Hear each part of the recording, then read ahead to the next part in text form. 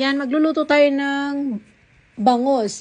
Spanish style na bangus. Yan, i-brine natin for 30 minutes. Yan na yung mga sangkap natin. Carrots, yan, whole peppercorn, bay leaf, bawang.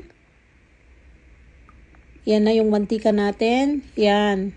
Olive oil yung ginamit natin, about 3 cups. Yan. Makikita mo yung sangkap natin na olives, yung pickles, yan, at saka yung bay leaf.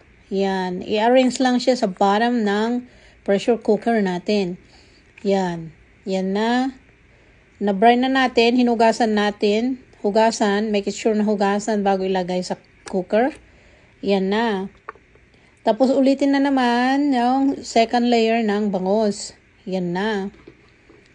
Tapos lagyan natin ng half a cup of water at yung oil na natin. I-set natin yung cooker natin, pressure cooker ng 45 minutes. Yan na yung outcome niya. Napakadaling gawin kasi ang kaibigan mo ngayon dito ay yung pressure cooker.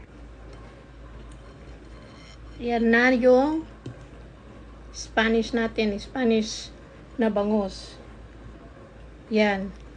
Yung tinik, napakalambot kasi pressure cook ko. Yan. Tarap. Let's eat!